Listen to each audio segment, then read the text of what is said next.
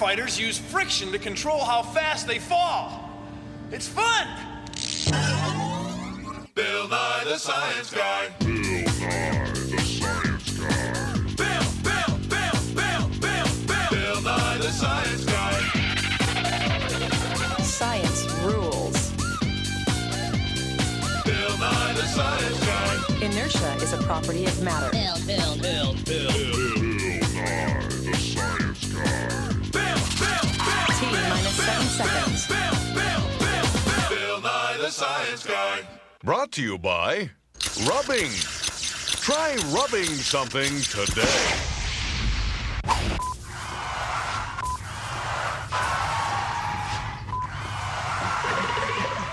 Almost slipped and fell there. See, it's friction that makes your feet stick to the floor. And it's friction that makes your fingers stick to these buttons. And when we make friction smaller, we can make the door slide open easily in its track. Slide open easily in its track. Yeah. See, friction is the force we feel whenever things are rubbing on each other. It's friction that makes this wooden box sort of stick to this table, so it's hard to push, but then it gets easy when it's rolling on these hard metal rollers. It's friction that lets you stand like this, see? My feet are sticking to the floor. If my feet weren't sticking to the floor so well, I couldn't do this.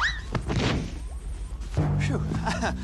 Take a look at this. It's our friction ramp of science. And it's a little bit tilted, see? Now up here is a triangular weight. Well, gravity is pulling it straight down, but it's not sliding down the ramp. What's holding it there is the force of friction pushing this way. Now watch what happens when we make the ramp steeper.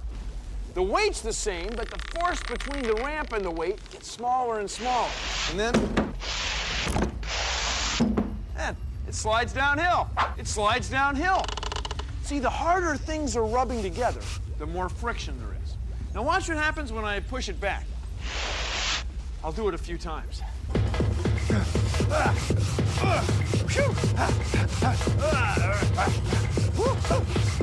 Hard work. Now, I've been working pretty hard, but the weight hasn't gone anywhere. What happened to all that energy, all that work I did? Well, if you feel the ramp, it's a little bit warm. Friction turned that work into heat. It happens every time. See, friction is everywhere. Friction is what slows your comb down as you pull it through your hair. Friction is what keeps your bicycle from sliding out from under you as you go around a corner. And friction is what keeps your shoelaces tied. Friction is what holds all knots together, see? Even this one down here. No, not that one, Bill. Dog's gonna, I can take it. It's time for Science Friction Theater. Fools! They laughed at me. All because I resisted the idea of resistance. But now they'll pay. I've devised an experiment that will beat friction. But, Dr. Demeter, nothing can beat friction. It slows down moving things and changes motion energy into heat. Shut up, you fool. That's true on Earth, but in space, there is no friction. Actually, there is a bit of friction, some gas molecules and gravity. Really? Yes. I didn't know that. Well, just the same.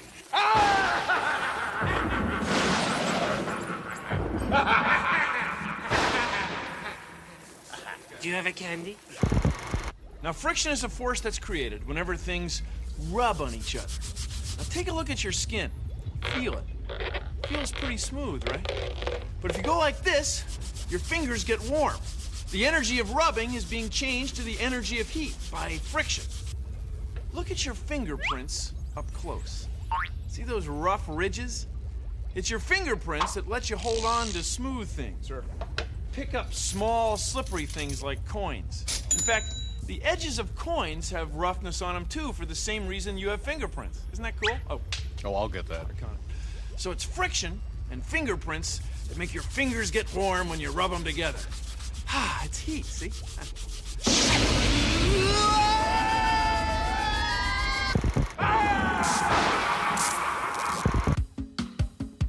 Have you ever seen a hovercraft?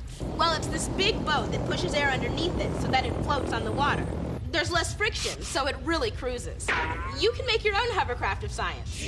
All you need is a piece of corrugated cardboard and a plastic bottle cap. Cut your cardboard into a circle and smooth the edges. Then glue the cap into the middle of the cardboard and let it dry, so it looks like this. Then get an adult to poke a hole through the top of the cap to the middle of the cardboard. It'll look something like this when you're done. Now blow up a balloon and twist the end and put it over the top of the cap. Now put it on a smooth surface and give it a push.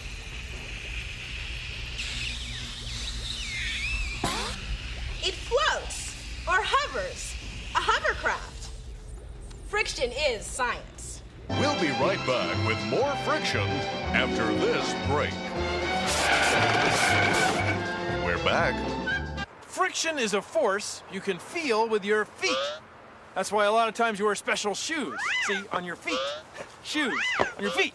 Ha! Ha! Ha! When people play sports, a lot of times they wear spikes or cleats on their shoes.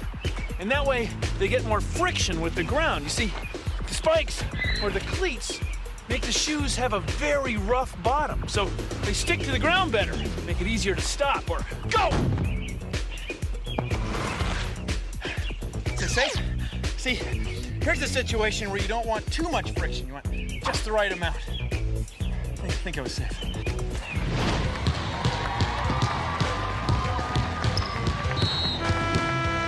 See, basketball shoes are made of rubber. And rubber has a lot of friction when it's going against hardwood. It's friction that lets you do stuff like this.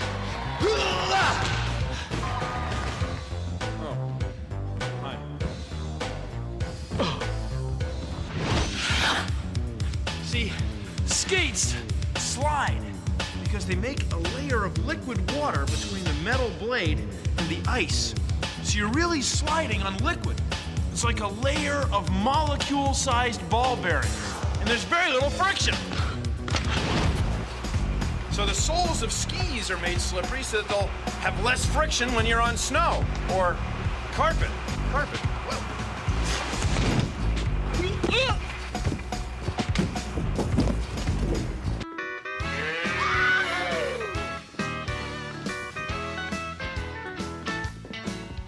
Your leather shoes help you control friction on the dance floor.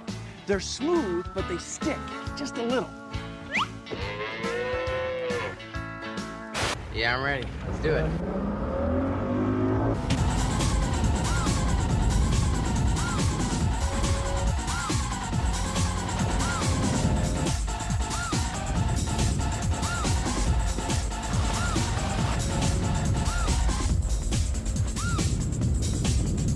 Basically, the trick to barefooting is minimizing the friction so you can glide over the water better. Because of the energy and the friction of the water, your foot will start to burn.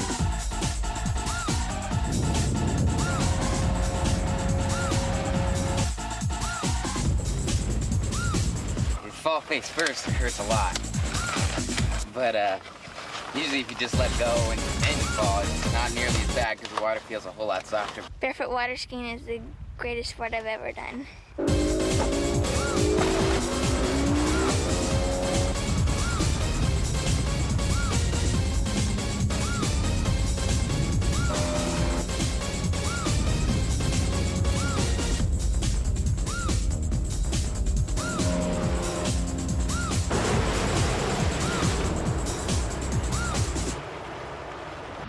This is a fire stick. It uses friction to get things hot. We're using this bow with the leather thong to make this dowel spin. The spinning dowel makes friction with a piece of wood. And that friction is hot enough to start a fire. And in a few minutes, I'll have a roaring fire. Here you go, Bill. Hey, that's cheating! All right, suit yourself. Imagine, if you will, a world without friction. A world where cars and trucks would move easily. But brakes would be useless.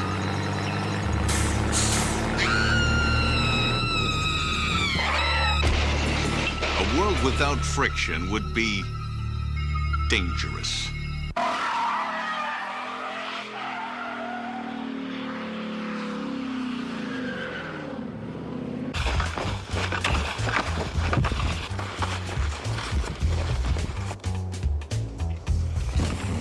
See, on skis, what you want to do is control friction. The bottom of the ski, the sole of the ski, is smooth and slippery. As it slides over the snow, a thin layer of water forms, and that's what lets you scoot along. Excuse me.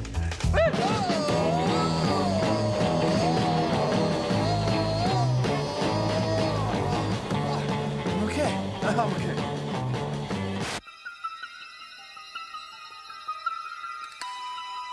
Consider, if you will, a world without friction.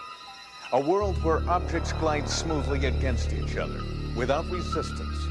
A world where simple actions, like dancing, would be impossible. A world without friction would be dangerous.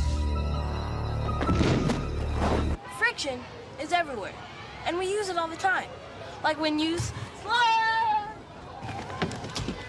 The slide is covered in smooth, slippery aluminum, which cuts down on friction and makes you go fast. Rolling is easier than dragging. See, there's a lot of friction between this book and the concrete. But when you put the book on these ball bearings, marbles, the book spins easily. The ball bearings in these wheels are what make skates and skateboards roll. The wheels move around without a lot of friction to slow them down, so you can really go.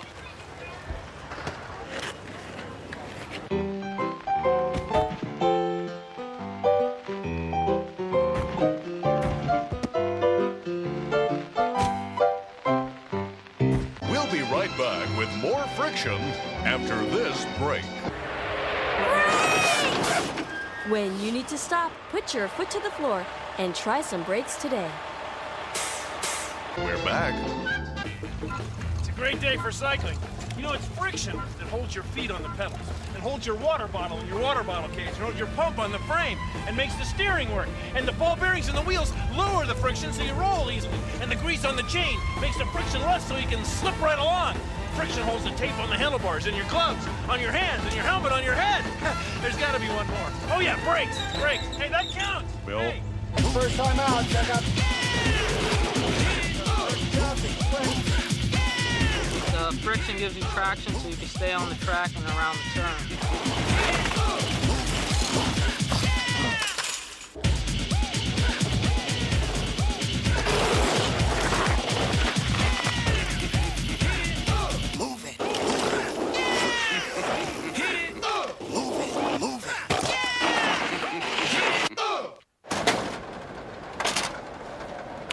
Bowling is all about friction.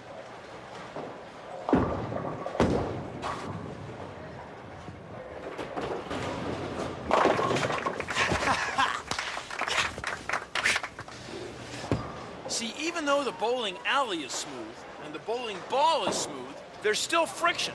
They're still sticking together. You can see it if you push a bowling ball like this. See how it sticks? That's because it's sliding on the floor. But since a bowling ball is round and it's sticking to the floor, when you push it, it starts to roll. It's not sliding, and that lowers the friction.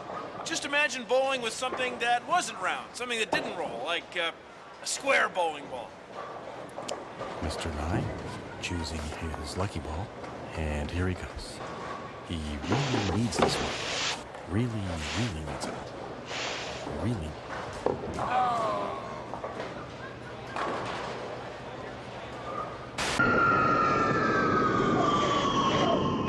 To get something as big and heavy as a train moving, we use friction. See, a friction with the train wheels against the track is how a train gets traction. See? Traction. Coincidence? I don't think so. I mean, you'd think you'd want as little friction as possible between a train wheels and the track so it would go along easily, but you have to have some friction, otherwise we couldn't even get the train moving in the first place. The train wheels wouldn't stick to the rails at all. Without the train wheels sticking, there wouldn't be any traction, and hey, wait up!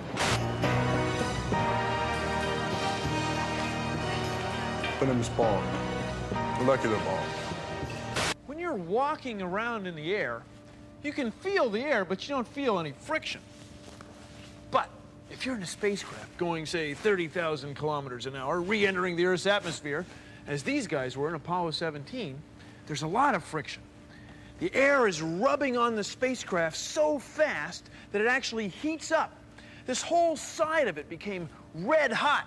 This is the Apollo 17 heat shield, and you can see where parts of it were actually burned away, all because of friction. It's pretty cool. I mean, it's cool now, but it was really hot.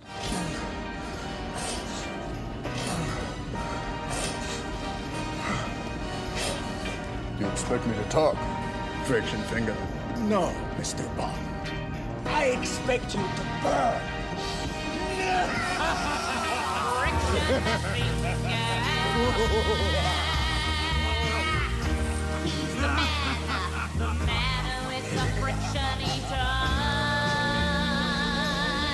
Friction is a fact of life, so living things have found ways to deal with it. For example, fish are smooth and slippery, so they can slide through the water. That's how they cut friction. Whoa. And then our joints have pads and fluid in them to cut friction, to reduce wear and tear on our bones. And crickets make their songs with friction. Their wings have a file part and a scraper part. And when they rub them together, they get a nice musical sound. Oh, that is nice. That's very nice. I'm Ingrid Olson, and for many years I've been studying these beautiful slugs. One of the wonderful things about them is that they make mucus all over the body. This mucus not only serves to attach the slug to my finger or to anything else it's walking on, but it also reduces the friction between the animal's body and the ground. But if you were to try to crawl along the ground and you didn't have any mucus to put out between you and the ground, you would probably find it very uncomfortable and it might scrape your arms and legs. You'd be much better off if you could put out a layer of mucus the way the slug does. Mucus is remarkable because it's both sticky and slippery at the same time. If it wasn't slippery, the slug couldn't move. But without friction, the slug would fall right off this glass plate. Slugs, they're science. They use friction. They're cool.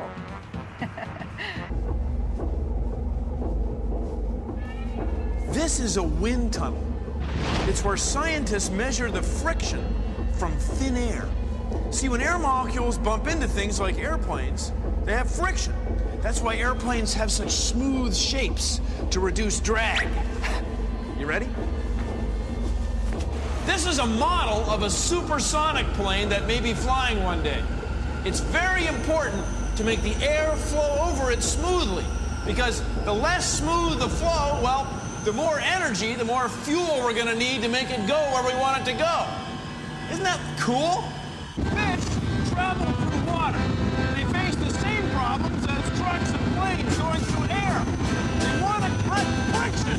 So if we can make trucks shaped like fish, boy, then we really have something to see, because there's less drag. The air flows over the fish and it comes to back and doesn't spin or swirl or tumble. It's much better that way. Try this friction experiment. Poke a hole through the end of a box. Then thread a balloon through the hole, so it'll look like this. Then get some straws and make a pathway. It'll look something like that. Now blow up the balloon and twist the end so that it's really tight. Now put the balloon and the box on the straws and let it go. The straws reduce the friction and act like rollers so the box moves. It's boss. Try it.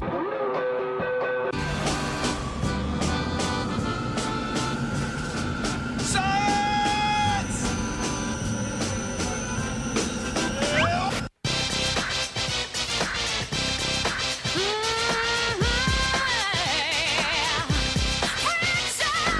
Listen to my voice and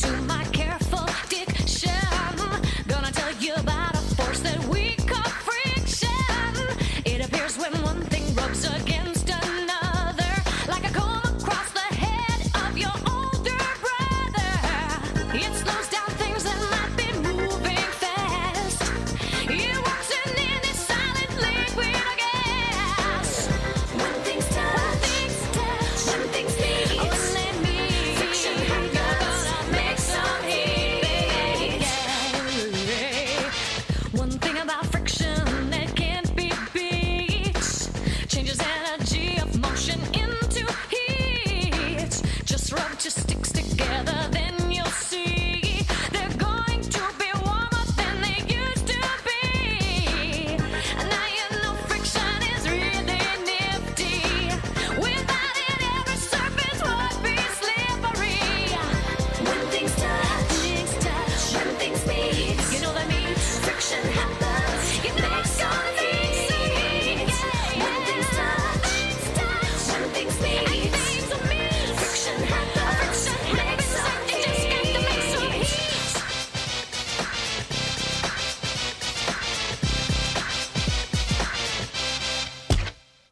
Well, that's our show. Thanks for watching. If you'll excuse me, I've got some elastomeric tractive effort to induce. Hey, find them, don't grind them. Ah, yeah, it's friction. Oh, yeah, there it is. Oh, yeah, no problem. See ya.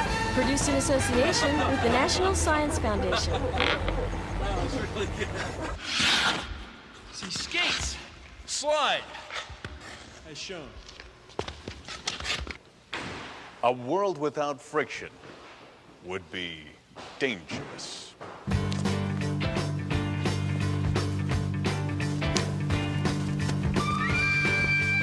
Such a friction of